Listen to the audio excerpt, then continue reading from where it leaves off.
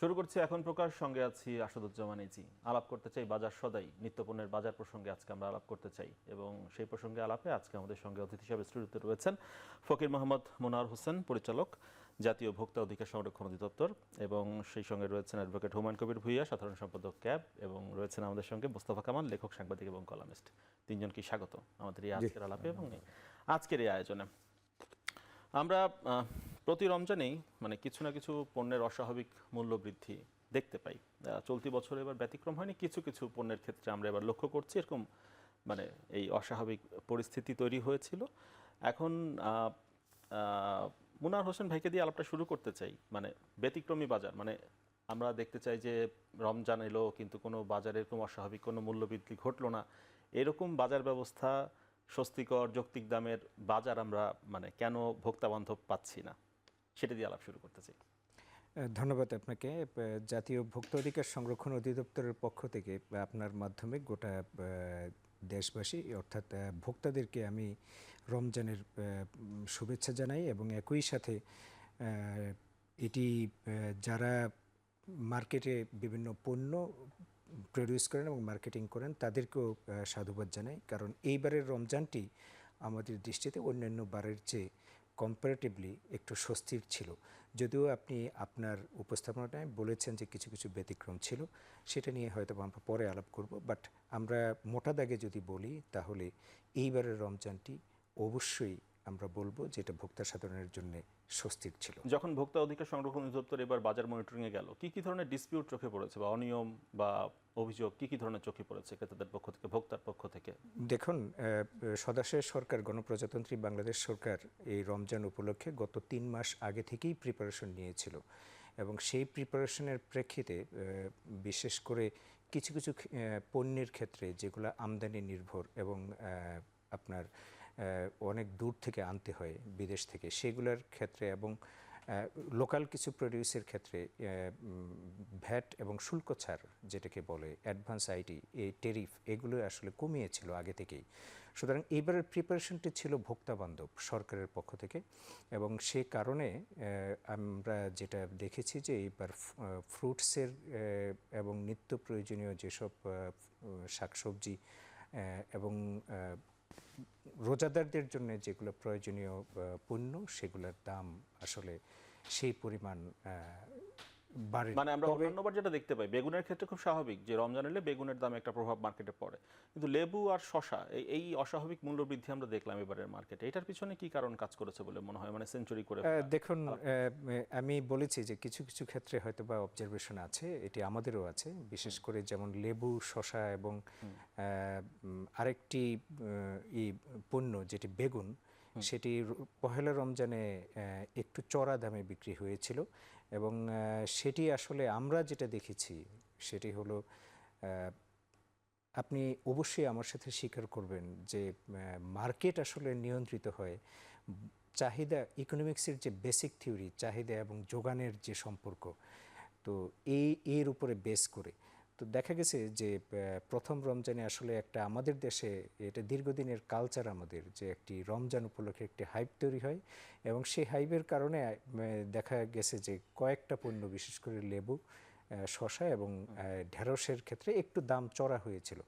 আমি আমাদের যেহেতু ক্লোজ মনিটরিং ছিল এবং যারা আমাদেরকে এই সংক্রান্ত প্রশ্ন করেছে, আমি তাদেরকে বলছি যে দয়া করে 1-2 দিন ওয়েট করেন, এটি পড়ে যাবে। কারণ আপনি জানেন যে নিত্য প্রয়োজনীয় যেসব শাকসবজি এবং পণ্যের বিষয় আছে, বিশেষ করে এগ্রিকালচারাল প্রডিউস আছে, এগুলোর মার্কেটিং এবং সাপ্লাই চেইন ম্যানেজমেন্টের কাজটি কৃষি মন্ত্রণালয়ের তরফে ডিপার্টমেন্ট অফ এগ্রিকালচারাল মার্কেটিং করে থাকে, এবং তারা আমাদেরকে ইতিমধ্যে আশ্বস্ত করেছিল যে পর্যাপ্ত সরবরাহ আছে, সুতরাং ওরি হওয়ার কোনো কারণ নেই। তাহলে পর্যাপ্ত সরবরাহ যদি থাকেই বাজারে, তাহলে তো বাজার অর্থনীতির সূত্র অনুযায়ী তো চাহিদা বাড়লেও সরবরাহ যেহেতু রয়েছে, যোগান যেহেতু রয়েছে, দাম তো বাড়ার কথা নয়। তাহলে কয়েকটা পণ্যের ক্ষেত্রে আসলে কিছু কিছু ক্ষেত্রে ইকোনমিক্সে তো ফেল করে। ইনফ্যাক্ট সেখানে আসলে এই যে বললাম যে আমাদের একটা দীর্ঘদিনের কালচার আছে, সেই কালচারের কারণে অনেক সময় এই ঘটনা ঘটে।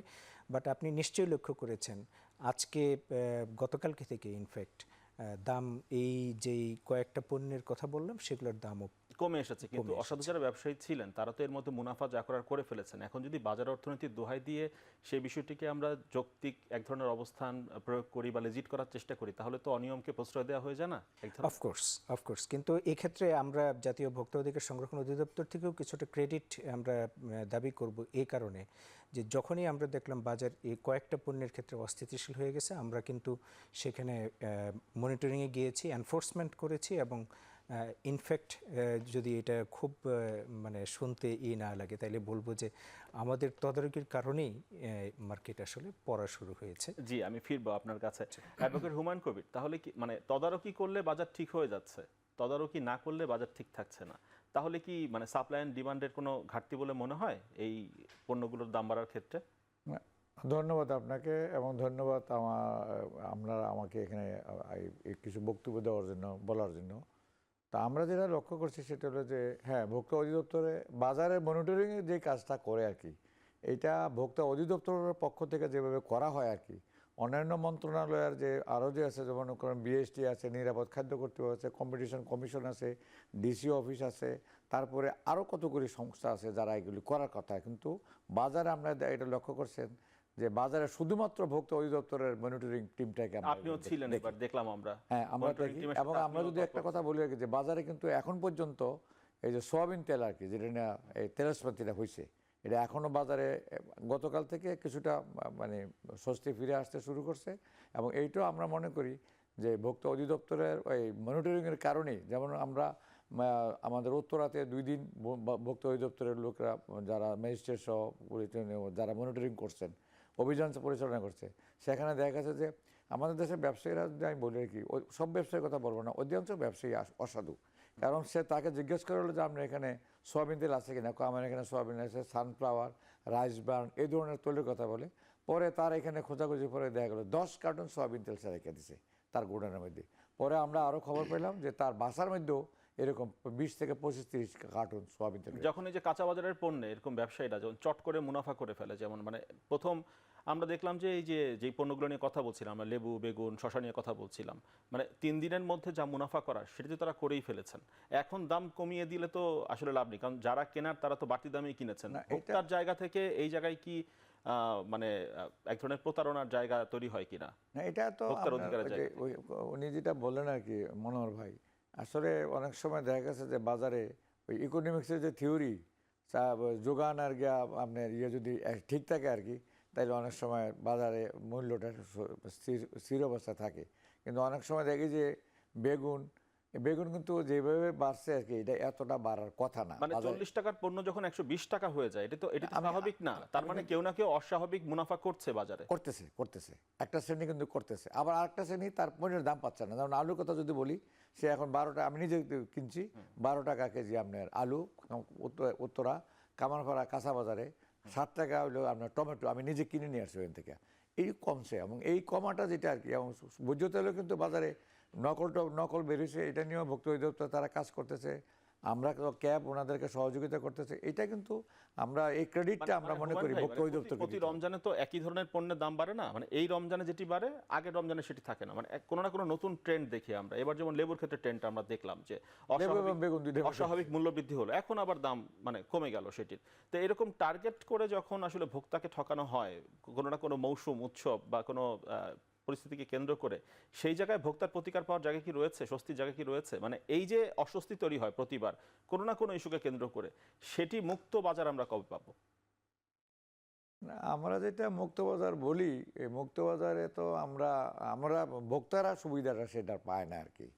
কারণ আমরা যে বেগুন, আমাকেও বেগুন কিনতে হচ্ছে, আমি বেগুন তো সবাই মানে খায় না, কিন্তু দাম তো বেড়ে গেছে। লেবুর দাম হঠাৎ আমরা যেটা দেখলাম যে 20 টাকা যে হালি লেবুর দেখলাম, এটা 120 টাকা হয়েছে তো লেবু। মানুষ কিছু কিনতে হয়েছে, আমার বাসাও কিনে এটা। তো এইটার জন্য যেটা দরকার, ভোক্তা অধিদপ্তর যেভাবে মনিটরিংটা বাজারে করে, এরকম মনিটরিং যদি অন্যান্য সরকারের যে অধিদপ্তরগুলি আছে তারা যদি সেভাবে কাজটা করে আর কি। বাজারের মধ্যে বিএসটি আছে আর ভোক্তা অধিদপ্তর আছে, আর কেউ কোনো সেভাবে মনিটরিং করে না। আপনি দেখেন গরুর মাংস, এই যে আমাদের মৎস্য প্রাণী সম্পদ মন্ত্রণালয় থেকে যেটা করা হইতেছে, গত বছর তারা 2000 কেজি দিত, এবার 1000 কেজিতে নিয়ে আসছে। তো 1000 কেজির মাংস আপনি কতজনকে দিতে পারবেন? মাল নিয়ে যাইতে সময় লাগে যতটুকু, তার চেয়ে অল্প সময়ের মধ্যে মাল বিক্রি হয়ে যায়। টিসিবির পণ্যের বেলাও কিন্তু একই অবস্থা। মানুষ, আমি একটা লাইনে যদি থাকে 100 জন, তো 50 জনের পণ্য থাকে, তারপরে এদিক সেদিক হয়। এগুলো দেখার মতো মনে হয় যে তারা সেভাবে লোকজন তাদের নাই। তা আমরা ভোক্তা অধিদপ্তরকে ধন্যবাদ জানাই এই মুনার ভাই কারণে। তো আবার বললেনও তারা যখন তাৎক্ষণিক মনিটর করেছেন তখন আবার দাম নিয়ন্ত্রণেও এসেছে। তার মানে বাজারে মানে সাপ্লাই ঠিকই রয়েছে, কিন্তু মনিটরিং, অনেক সময় মনিটরিং এর অভাবেও কিন্তু দাম বাড়ে। এক শ্রেণীর অসাধু ব্যবসায়ীরা মুনাফাটা নিচ্ছে। করে নিলেন এই হ্যাঁ, করে রমজানেও, নিচ্ছে, এই সময়েও যখন বেশিরভাগ নিত্যপণ্যের দামই সহনশীল পর্যায়ে, কিন্তু কিছু পণ্যে ঠিকই করে নিলেন। একটু মোস্তফা কামাল আপনার কাছে আসতে চাই, মানে এই যে বাড়তি আমরা বলি যে এই দাম বেড়ে গিয়েছে, এটা কি বাড়তি চাহিদার কারণেই হচ্ছে, নাকি কোনো কারসাজি হচ্ছে, নাকি এই 18 কোটি মানুষের দেশে মানে প্রতি রমজানে নিত্যপণ্যের বা কোনো না কোনো পণ্যের দাম বাড়বে, এটি একটি অনিবার্য বাস্তবতায় পরিণত হয়েছে? জি, ধন্যবাদ আপনাকে। খুব তাজা সাবজেক্ট এবং অত্যন্ত সম্পৃক্ত দুজন সহ আলোচক আমাদের এই বিষয়ে। ভোক্তারা কিন্তু কালেকটিভ নয়, তারা বিচ্ছিন্ন, তাদের কোনো সংগঠনও নাই ওইভাবে। কিন্তু যারা বাজারে এই কারসাজিটা করে, এই চালাকি চাতুরিটা করে, তারা অত্যন্ত কালেকটিভ, খুব সংঘবদ্ধ, যেটারে আদর করে সিন্ডিকেট সাহেব বলি। তো ভোক্তাদের ওই রকম সিন্ডিকেট নাই। এই গেল একদিক। দ্বিতীয়ত আপনি যেটা বলছেন যে মুক্ত বাজার, দুষ্টামি করার জন্য বাজার বেশ মুক্ত। তো এই দুষ্ট বলছি, অল্প করেই বলছি সম্মানের সাথে। এই রমজান মাসে আমরা যারা ধর্ম বিশ্বাস করি এবং ধারণাও করি, আবার মানিও, যে এই রমজানে ধর্মীয়ভাবে বলা হয় যে দুষ্টদেরকে কয়েদ করে রাখা হয় ঐশ্বরিকভাবেই, অর্থাৎ শয়তানকে কয়েদি করে রাখা হয়। এটা একটা বিশ্বাস আমাদের মধ্যে আছে। দ্বিতীয়ত, এখন কিন্তু শয়তান ধরার একটা মৌসুম চলছে, এটার নাম ডেভিল হান্ট। তো এই ডেভিলরা কিন্তু অত্যন্ত বিচরণ করছে বিভিন্ন জায়গায় নানানভাবে। ওরা শশা নিয়েও দুষ্টামি করে, পটল আলু সব কিছু নিয়ে দুষ্টামি করে। তাদের ওই বাজারটা অত্যন্ত উন্মুক্তভাবেই তারা করছে। তো ভোক্তা অধিকার অথবা ক্যাব বাদেও বাজারে 11-12টা সংস্থা আছে বাজার নিয়ন্ত্রণ করার দায়িত্বের বিষয়ে। মন্ত্রণালয়ের মধ্যে 4-5টা, অর্থ এখানে সম্পৃক্ত, বাণিজ্য এখানে সম্পৃক্ত, কৃষি মন্ত্রণালয় সম্পৃক্ত, এখানে আদার্স আরও আছে, অধিদপ্তর আছে কয়েকটা, পরিদপ্তর আছে কয়েকটা। কিন্তু ভোক্তা অধিকার যেটা, সেটা অত্যন্ত তৎপর। গত রমজানেও বিভিন্ন রমজানে আমরা দেখেছি তাদেরও কিন্তু লিমিটেশন আছে। তাদের প্রধান কাজ হচ্ছে যে পণ্যের ডিউরেশন ঠিক আছে কিনা, টাইম ডিউরেশন ঠিক আছে কিনা, এক্সপায়ার ডেট ঠিক আছে কিনা, ওজনে কম দেয় কিনা, আবার যেটা বিক্রি করে ওইটা বলে কিনা, মূল্য তালিকা তারা ঝুলায় কিনা। তাদের মূলত কাজ কিন্তু এগুলো। খুব একটা চাপাচাপি করার সুযোগ তাদের নাই। অভিযান একটা করে, তো অভিযান করতে গেলে তাদের পুলিশ লাগে, কখনো র্যাব লাগে, সেটা কিন্তু হাওলাত আনতে হয়, অর্থাৎ ম্যাজিস্ট্রেসি অংশটুকু ধার করে আনতে হয়। তো এটার মধ্য দিয়েও তারা কিন্তু অ্যাক্টিভ। আর ক্যাব যারা আছে তারা কিন্তু মাঝে মধ্যেই ভোক্তাদের অধিকার নিয়ে কথা বলে, আবার কয়েকটি বিষয়ে কিন্তু আবার শুনানিও করে মাঝে মধ্যে, বিশেষ করে গ্যাস, বিদ্যুৎ, এইসব বিষয়ে। ওগুলোও কিন্তু সেবা, পণ্য বলা না হলেও সেবা বলা যায়। তো ওই শুনানি, বাজার নিয়ে কিন্তু কোনো শুনানির ব্যবস্থা নাই। আবার গ্যাস বিদ্যুতে যে শুনানি হয়, ওই শুনানি অনেকটা আমাদের কুমিল্লার ভাষার মতো, যে আমার কথা আমি তোরে শুনাইয়া রাখি, আমার কাম আমি করি। অর্থাৎ তোর কাম শুনে থাকা, শুনানি করি, আর আমার কাজ আমি করি। অর্থাৎ তাদের যেটা করার তারা সেটা যথারীতি করে ফেলে।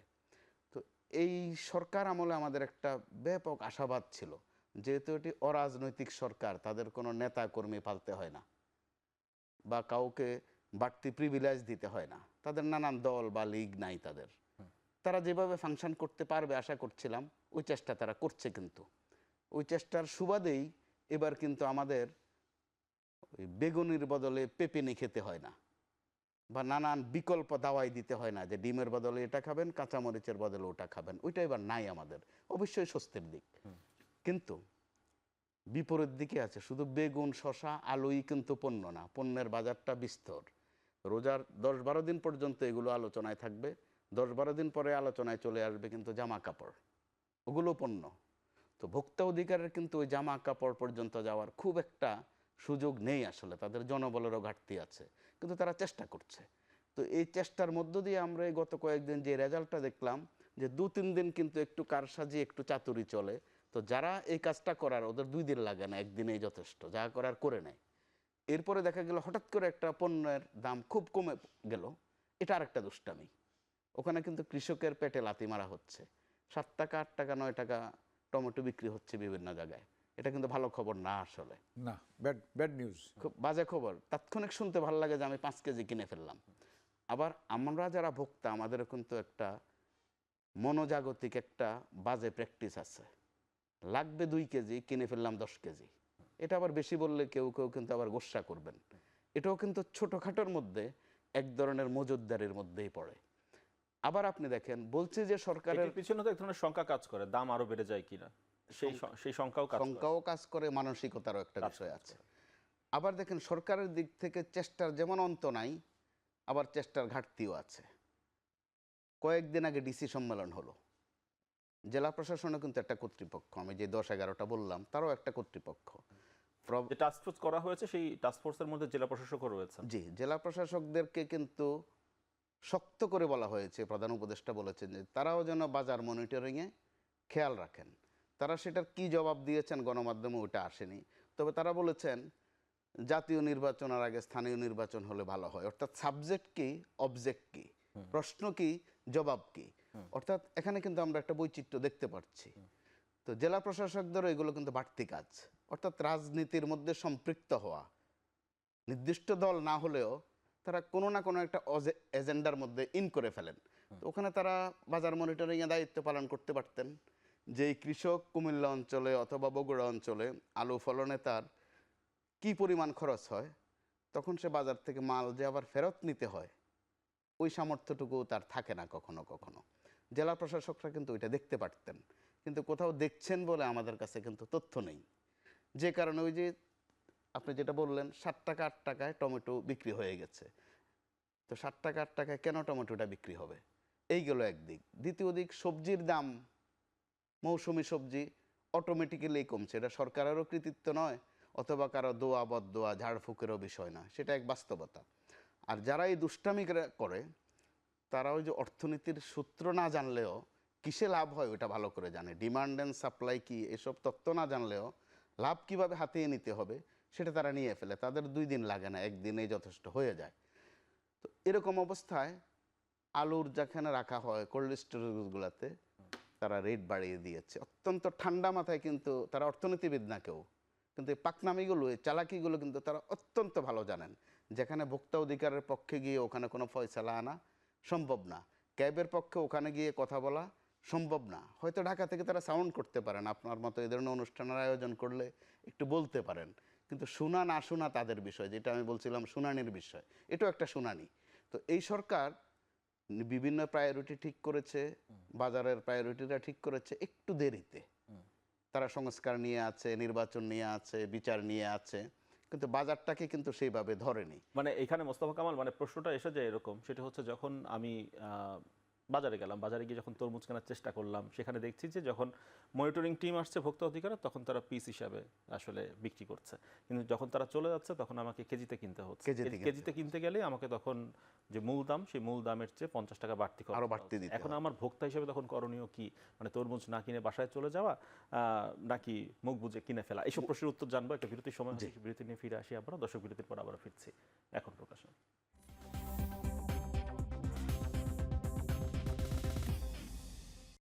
বিরতির পর আবারও ফিরলাম এখন প্রকাশে। আলাপ করছি বাজার সদাই প্রসঙ্গে। ফকির মোহাম্মদ মুনার হোসেন এই পর্যায়ে আপনার কাছে আসতে চাই। বিরতির মধ্যে আমরা আলাপ করছিলাম যে দাম নিয়ে খুব বেশি কাজ করার জায়গা ভোক্তা অধিকার সংরক্ষণ অধিদপ্তরে নেই, তেমনটা শুনছিলাম আপনার কাছ থেকে। এখন প্রশ্ন এসেই যায়, যে প্রশ্নটি মানে এসে যায় সেটি হচ্ছে, আমি 20 টাকা কেজিতে শসা সংগ্রহ করলাম, করে আমি কোনো একটা বাজারে 120 টাকায় বিক্রি করা শুরু করলাম। এটি ঠেকানোর মতো তাহলে কোনো অবস্থা, কোনো ফাংশনাল, কোনো গভর্নমেন্টের কোনো উইং, সরকারের কোনো দপ্তর, কেউ আমাকে তাহলে সেটি প্রতিরোধ করতে পারবে না, ঠেকাতে পারবে না? কোন ফাংশনে সেটি বন্ধ হবে তাহলে?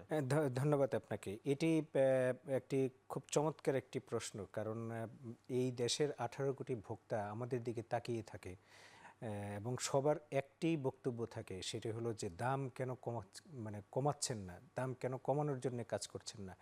আমি আপনার মাধ্যমে সকলকে বলতে চাই যে পণ্যের দাম নির্ধারণ করা এটি কিন্তু ভোক্তা অধিকার সংরক্ষণ অধিদপ্তরের আইনি কাঠামোতে নেই।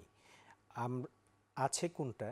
আপনি জানেন যে এসেনশিয়াল কমোডিটি অ্যাক্ট নামে একটি অ্যাক্ট আছে। এগুলো আমরা জানি, মানে মূল ওই প্রশ্নটাতেই উত্তরটায় আসি যে আমি অপরাধ করছি, 20 টাকা কেজিতে কিনে 100 টাকায় বিক্রি করছি কোনো একটা বাজারে বসে বা কোনো একটা স্থানে বসে, সেটি বন্ধ করার মতো কোনো ফাংশন কি নেই?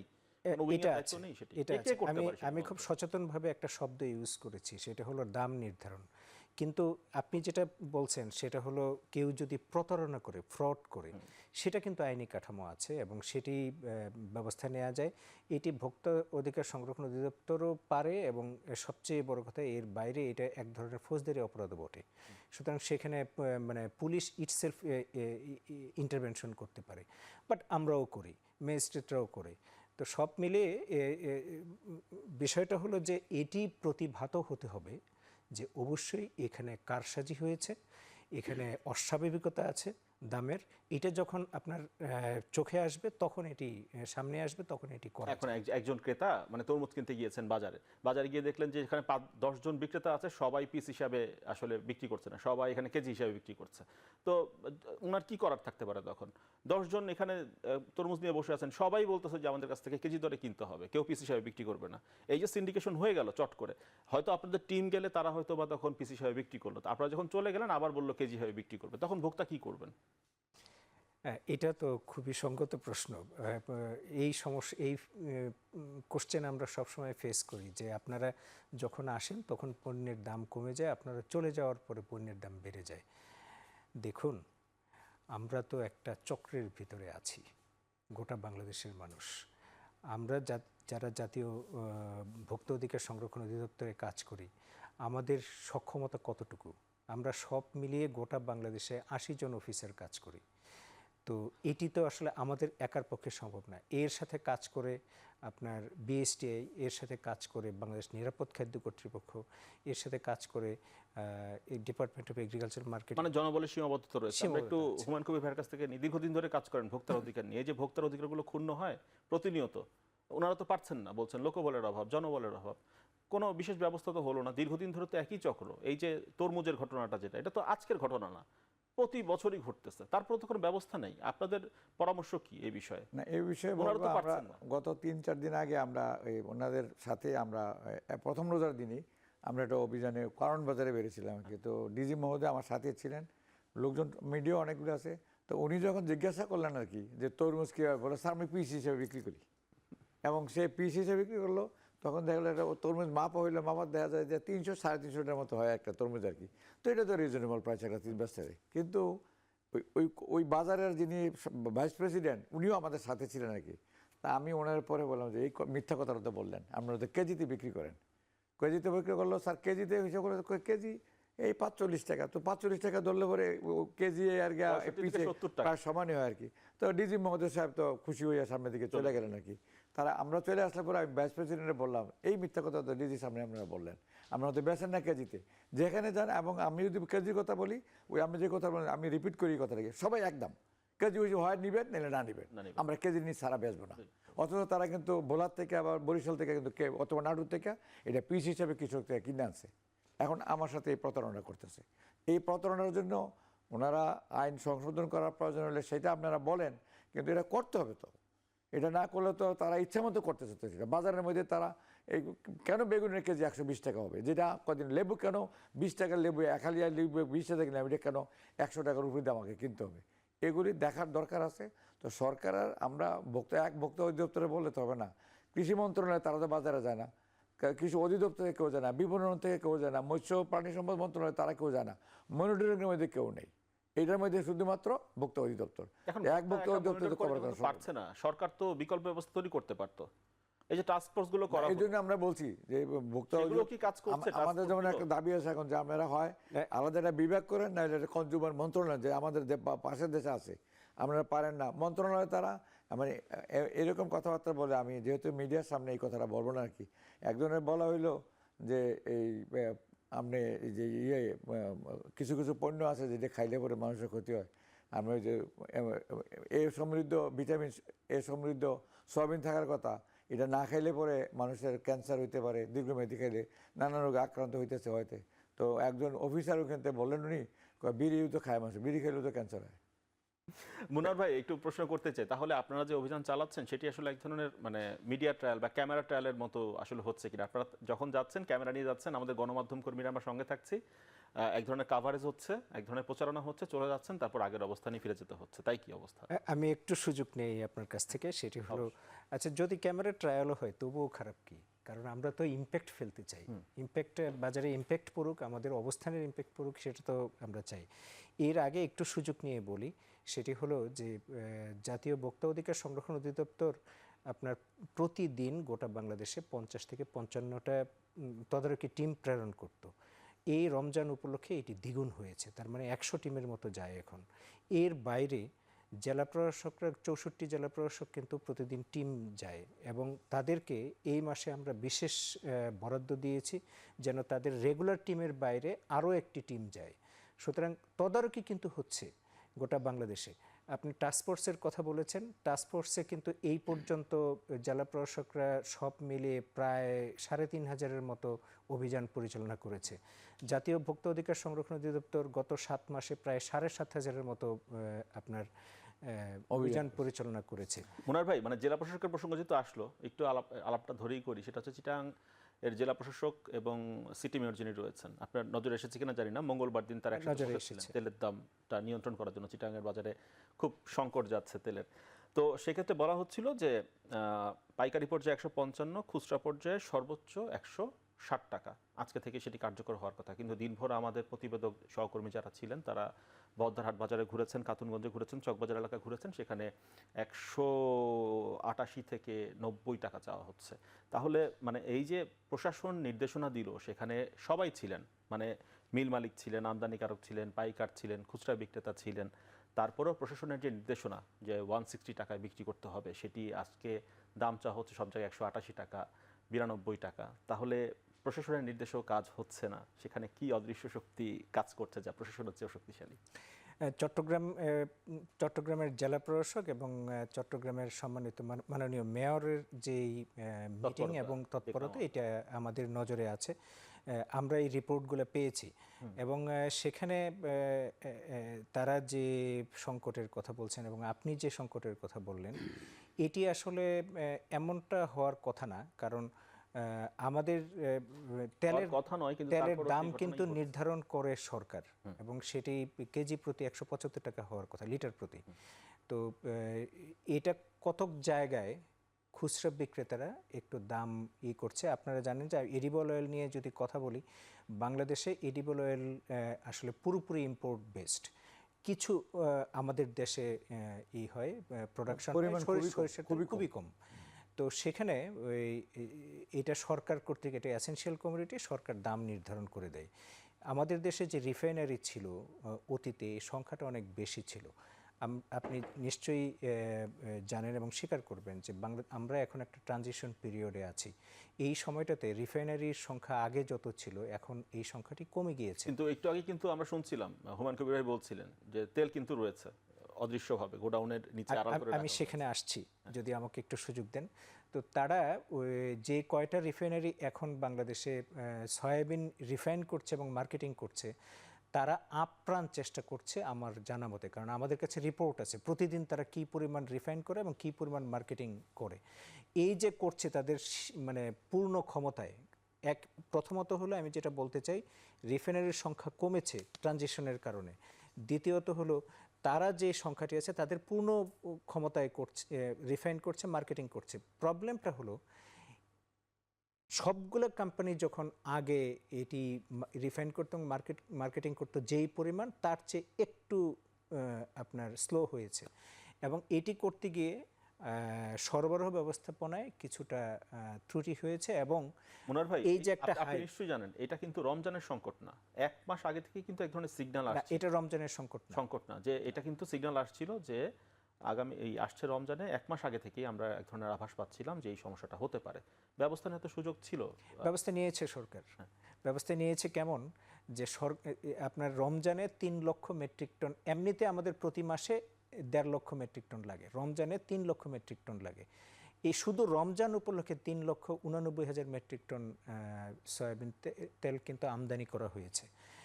আমি যেটা শেষ করছিলাম এডিবল অয়েল সংক্রান্ত, যে ওই রিফাইনারিগুলো আপনার দিচ্ছে, বাট অনেক সময় দেখা গেছে তাদেরও কিছু ত্রুটি আছে, আবার একই সময় রিটেলার যারা, তারা কিন্তু অনেক সময় আপনার এটি স্টোর করছে গোপনে। তো এটি একটি সামগ্রিক প্রচেষ্টা, এটি এখানে আসলে সবাইকে এগিয়ে আসতে হবে। শুধু আমি ভোক্তা অধিকারের পক্ষ থেকে আমরা এই ঠিক আছে, আমরা চট্টগ্রামের পার্টিকুলার কেসটা নিয়ে কথা বলছিলাম, তো সেখানে তো সব পক্ষ ছিলেন, মিল মালিক ছিলেন, খুচরা বিক্রেতা ছিলেন, পাইকার ছিলেন, সবাই মিলে একমত হলেন এক টেবিলে যে আমরা 160 টাকায় বিক্রি করবো আগামীকাল থেকে। প্রশাসনের কাছে কথা দিলেন, কিন্তু পরদিন বাজারে যে অবস্থা ছিল সে অবস্থায় কোনো ধরনের পরিবর্তন লক্ষ্য করা গেল না। সেটি প্রশ্ন ছিল যে কি তাহলে অদৃশ্য শক্তি কাজ করছে যে সবাই মিলে একমত হওয়ার পরও সেটি বাস্তবায়ন করা গেল না। একটা বিরতির সময় হয়ে গেছে, বিরতির পর ফিরে এসে অবশ্যই মোস্তফা কামাল ভাইয়ের মন্তব্যটি নিব এই বিষয় নিয়ে। দর্শক, বিরতির পর আবারও ফিরছি এখন প্রকাশন।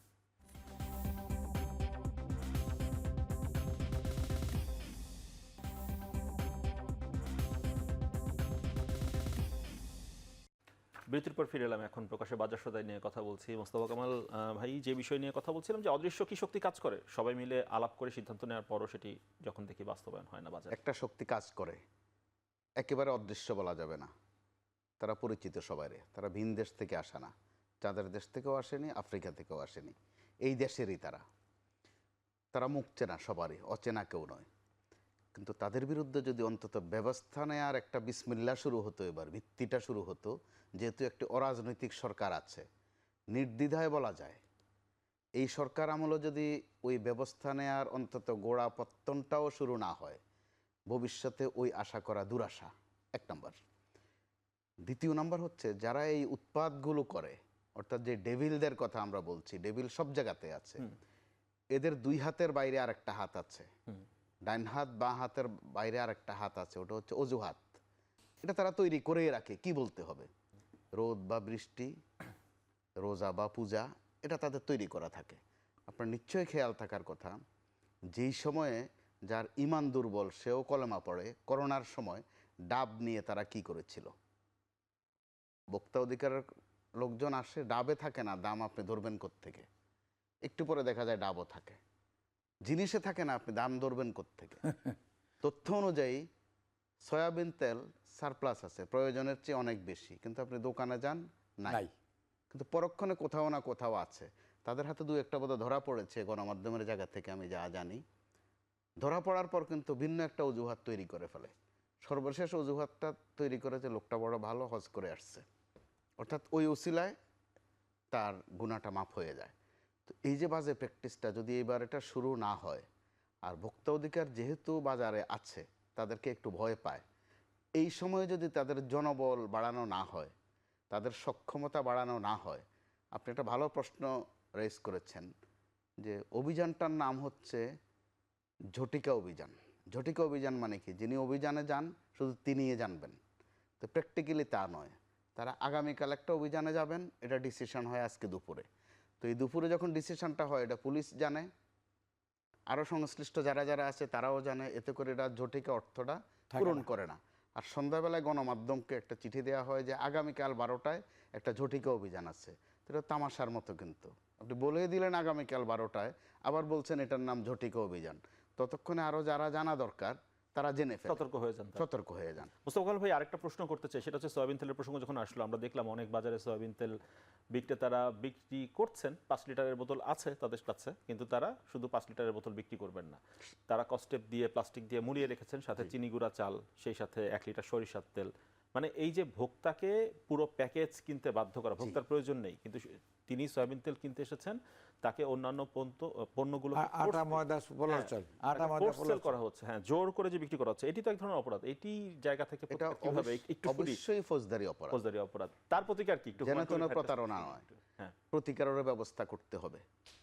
আমরা শুধু ভোক্তার দিকে আঙ্গুল দিচ্ছি বারবার, ভোক্তা অধিকারের দিকে, যেন যাবতীয় দায়িত্ব তাদেরই, তারা এই জনবল নিয়েও কাজ করছে। এখানে রাজনৈতিক সিদ্ধান্তেরও বিষয় আছে, যতই বলে যেটা অরাজনৈতিক, তেলের কিন্তু আওয়ামী তেল আর বিএনপি জাতীয়তাবাদী তেল নাই, আলুরও কিন্তু কোনো জাতীয়তাবাদ নাই, যেটা আওয়ামী আলু এটা জাতীয়তাবাদী আলু তা নাই। একটু বাজারের কথাটা একটু শুনি ইসের কাছ থেকে, হুমায়ুন কবির ভাইয়ের কাছ থেকে। ভাই, যখন প্রকাশ্যে দেখা যাচ্ছে যে তারা প্যাকেজ করে তৈরি করে রেখে দিয়েছে, প্লাস্টিক দিয়ে কস্টেপ দিয়ে মুড়িয়ে রেখে দিয়েছে, 5 লিটার তেলের সাথে নিতে হবে আপনাকে সরিষার তেল এবং চিনি গুঁড়া চাল, তখন এটার প্রতিকার কিভাবে?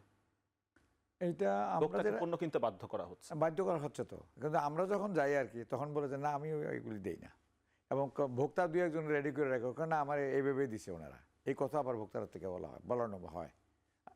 যেমন যাবেনটা কোথায়, মানে কি নাটক মঞ্চস্থ হচ্ছে এক ধরনের নাটক আইওয়াশ করার জন্য নানা- এবং আপনি বাজারে এই সয়াবিন তেলের অভাবে কত রকমের পণ্য যে আসছে এটার মধ্যে, আপনি বাজার থেকে ড্রাম থেকে একসময় তারা বোতল কাইটা ড্রামে ভরছে, আবার এখন ড্রাম থেকে না বোতল ভরে এনে নকল আপনাকে দিচ্ছে। আমি কালকে ভোক্তা অধিদপ্তরে নিয়ে যাবো নকল পণ্য কীভাবে বিক্রি হইতেছে আর কি, সয়াবিন তেল বিভিন্ন নামে, কোনোটা হলো গিয়া রূপচাঁদা, এটা বানাচ্ছে রূপচাঁদি, কোনোটা স্বচ্ছ নামে রাখছে স্বচ্ছ, এরকম করে এবং এইটা যে কত বড় ক্ষতি হইতেছে ভোক্তার, এই নকল তৈরি করতে হয়েছে, এই সুযোগটা নকল বিক্রি করা হইতেছে। আচ্ছা, মুনার ভাইয়ের কাছে আসি। মুনার ভাই, ভোক্তাকে যে এই পণ্য জোর করে কিনতে বাধ্য করা হচ্ছে সয়াবিন তেল যখন তিনি কিনতে যাচ্ছেন, এটির প্রতিকার কি? আমাদের কাছে এই সংক্রান্ত কিছু অভিযোগ এসেছিল। আসার সাথে সাথে আমরা মার্কেটে একটি তদন্ত চালিয়েছিলাম এবং সেখানে এটি এভিডেন্ট হয়েছে।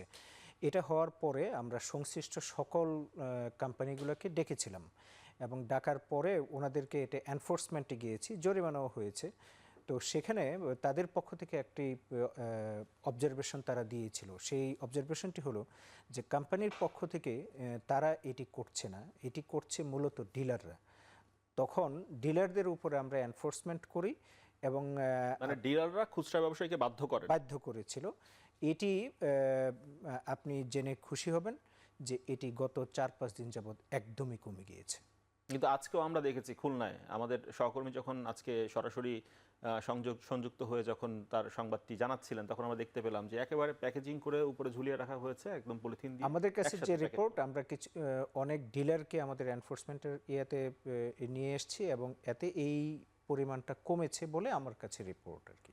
আচ্ছা, আরেকটা ভিন্ন প্রশ্ন করি, সেটা হচ্ছে মানে এমন কি প্রোডাক্ট, মানে আপনি কোম্পানি থেকে উৎপাদন করছেন, সেই প্রোডাক্টটা মানুষ কিনছে না, ক্রেতা কিনছে না, আপনাকে জোর করে বিক্রি করতে হচ্ছে। এই কোম্পানির এই পণ্য উৎপাদন করারই বা দরকার কি? খুব বেশি দিন কি ফোর্স সেল করে আসলে এই প্রোডাক্টকে সাস্টেনেবল হিসাবে বাজারে টিকিয়ে রাখা যায় শেষ পর্যন্ত? হুমায়ুন কবির ভাই, মানে ফোর্স সেল করছে কোম্পানিগুলো, তার মানে তারা এই প্রোডাক্টগুলো তৈরি করছে, বিক্রি হচ্ছে না বলেই তো তাদেরকে ফোর্স সেল করতে হচ্ছে, অন্য পণ্যের সাথে জোর করে ক্রেতাকে গছিয়ে দিতে হচ্ছে, না তাই তো? এখন তো সরকার এই যে আটা ময়দা যেগুলি দেওয়া হইতো আর কি, এগুলিতে কিন্তু শুল্ক প্রত্যাহার করে নিয়ে গেছে। তার মানে দাম এমনিতেই এটা কমে গেলে তো নর্মালি বিক্রি করতে পারতেছেন আপনি। কিন্তু কথাটা যেখানে হলো যে আসলে সদিচ্ছা নেই বাজারে, তো মনে করেন আপনি টিকি গ্রুপের আছে, তারপরে গিয়া ফ্রেশের আছে, স্টারশিপের আছে। আপনি জান আমি যেমন গতকালকে আমি ইয়ের থেকে কিনছি, আগরা থেকে আমি সোয়াবিন তেল কিনছি, 5 লিটার আছে, শুধু স্টারশিপের আছে এবং 5 লিটারের নিচে নাই। এখন কোনো ভোক্তা যদি এ থেকে নিস্তার পেতে চান, তার প্রতিকার পাওয়ার কি সুযোগ রয়েছে? স্টারশিপ ছাড়া কিনা রাখুন না, এবং 5 লিটারে কিনতে হবে। মানে ওই প্রসঙ্গে ফিরে আসতে হয়, বাজারে গেলাম সবাই একইভাবে পণ্য বিক্রি করছেন, এখন আমাকে কিনতে হলে পুরো প্যাকেজ কিনতে হবে, না কিনতে গেলে আমি 5 লিটারের তেল পাচ্ছি না, আমাকে ওই সরিষার তেল, আমাদের কাছে চিনি গুঁড়া, চাল সহ কিনতে আমাদের কাছে অভিযোগ করলে আমরা প্রতিকার দিব এবং আমাদের কাছে অভিযোগ করার একটি সহজ বুদ্ধি আছে।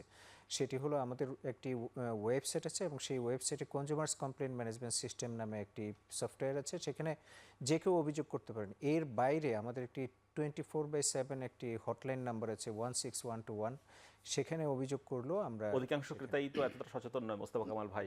অবশ্যই এত সচেতন নয়, ওই সময়ও নেই। আমি গিয়েছি 5 লিটার তেল কিনতে, ওখানে আমি ঠকবাজের শিকার হচ্ছি, প্রতারণার শিকার হচ্ছি। 2 লিটার কিনতে গেছে গিয়ে 5 লিটার নেওয়া লাগে। তো ওখানে যদি আমার ভোক্তা অধিকারের ফোন নম্বর খুঁজতে হয়, আমার যাপিত জীবনের পথে আরেক বাধা, আরেক যন্ত্রণা, তাদের কাছে নালিশ করলে বিহিত হয় এ ধরনের রেকর্ড। ওই সময়টা তো ওই সময় থাকে না, ওই সময়টা থাকে না। আর আপনি যে প্রশ্নটা করেছেন যে তার মালটা চলবে না বাজারে, লাভ কি তার? সে প্রোডাক্ট করে সে তো এটা চলার জন্য বাইর করেনি, সে 1-2 দিনের ব্যবসা করার জন্য করেছে এবং 1-2 দিনের টার্গেট নিয়ে করে সে কিন্তু তার উদ্দেশ্য হাসিল করে ফেলবে। সে খুব বুঝে শুনে এটা করে। তো এগুলো করতে গিয়ে আমি যেটা বলছিলাম যে যেহেতু এখন রাজনৈতিক সরকার নাই, রাজনৈতিক সরকারের জন্য এগুলো করা কঠিন হয়। দল থাকে, অঙ্গদল থাকে, কর্মী থাকে, নেতা থাকে। তো এবার যদি অন্তত সূচনাটা হয়, কারণ রোগ কিন্তু নির্ণয় হয়ে গেছে, রোগ আর অজানা নয়, ডায়াগনস্টিক হয়ে গেছে, এখন শুধু মেডিসিন দেয়া দরকার। তো ওই মেডিসিন কি আপনি শুধু মেডিসিনে সারবেন, নাকি ঝাড়ফুঁকে সারবেন, নাকি সার্জিক্যালে যাবেন, সেটা এখনই শুরু করতে না। হবে। সার্জিক্যাল তো আমরা দেখি না, খুব তাৎক্ষণিক উপশম দেখি। যেতেই সরকার যে হবে। মেজারমেন্ট গুলো নেয়, মনে হয় যে রোগ দেখা দিবে, তারপর একটা প্যারাসিটামল খেয়ে আপাতত শান্ত থাকা। হ্যাঁ, না ওই কোরামিনের অবস্থা এখন আর নেই, এটা সার্জিক্যাল কেস। মানে সবই আমরা স্বল্পমেয়াদী সমাধান দেখি, কোনো স্থায়ী কোনো সমাধান অ্যাড হক দেখি কিছু না। একটা চাই, সেটা তো সমাধান হয় না। এখানে উল্লেখ করতে হয় এই সময়ে যদি আমাদের রাজনৈতিক দলগুলো একটু ভূমিকা রাখতেন, তাদের আশেপাশে থাকতেন, এটা কিন্তু একটা সুযোগ। তারা বাংলাদেশে নাই তো, এই বাজারে নাই, সুযোগ আর কখনো তারা আসেনি। কারোর পাশে এমনকি নেই। এমনকি যারা ছাত্ররা, তারাও কিন্তু 5 আগস্টের পর একটু একটু মুভ শুরু করেছিলেন বাজারের দিকে। তারা এখন আর বাজারের মধ্যে নেই, তারা আছেন এখন তাদের রাজনৈতিক দল নিয়ে, তাদের ইশতেহার নিয়ে। এটা জনগণের জন্য এক দুর্ভাগ্য। জনগণের, আপনি বললেন করণীয় কি, 2 হাত তুলে একটু বদদোয়া করা। আর যারা এইসব কাজগুলো করে তারা তো ডান হাত বাঁ হাতের মধ্য দিয়ে অজুহাতের কাজটা সারিয়ে নিচ্ছে। অর্থাৎ জনগণ এখানে একান্তই অসহায়, নিরীহ। তাদের ভরসার জায়গাটা যেহেতু এখনো আমরা পাচ্ছি না, ভবিষ্যতে পাবো কিনা একটা সংশয় কিন্তু ভর করেছে। কারণ আপনি আমি সহ সবাই কিন্তু ভোক্তা, এটা কিন্তু মূল পরিচয়। হয়তো যার সামর্থ্য বেশি আছে সে বেশি কিনবে, কিন্তু ভোক্তা যে আমরা, এটা সত্য। তো এরপরেই আপনার আলোচনার মধ্য দিয়েও নিশ্চয়ই একটা অ্যাওয়ারনেস আসবে। এটাও একটা ছোট্টখাট্ট সংস্কার আমি বলতে পারি। সংস্কার বলি, এটাও একটা ছোট্টখাট্ট সংস্কার। অন্তত কথা তো বলতে পারছি, কথা তো বলছি, কিছু না কিছু কাজ যে হচ্ছে না তা নয়। হচ্ছে কিছু ভোক্তা অধিকারের মনোহর ভাই কিন্তু স্পষ্ট কথা বলছেন। আগে তো জিজ্ঞাসা করা যায়নি, জিজ্ঞেস করাও কিন্তু খুব সাহসের বিষয় ছিল। তো এখন তো অন্তত জিজ্ঞেস করা যাচ্ছে। তো এই সুযোগটা যদি আমাদের রাজনৈতিক দলের নেতারাও নেন, তাদের মহত্বের পরিচয় দেন, এই সময়টাতে পর্যাপ্ত সুযোগ আছে। এটা মাতবরি বা খবরদারি নয়, কিন্তু দেশত্ববোধ যদি থাকে, তারা এটা করেও তো দেখাতে এবং পারেন যে জনগণের পালসটা বুঝে জনগণের কাছাকাছি যাওয়ার কাছে যাওয়ার একটা সুযোগ আছে, সুযোগ বিশাল একটা অগণিত জায়গা সুযোগ তৈরি। এই আজকে আলাপ সময়ের শেষ জন্য। করতে হচ্ছে, নিশ্চয়ই সামনের দিনগুলোতে আলাপের সুযোগ থাকবে আরো এই বিষয়গুলো নিয়ে। তিনজনকে ধন্যবাদ আজকে সময় দেওয়ার জন্য আমাদেরকে। দর্শক, শেষ করছি এখন প্রকাশ। সঙ্গে থাকার জন্য ধন্যবাদ সবাইকে।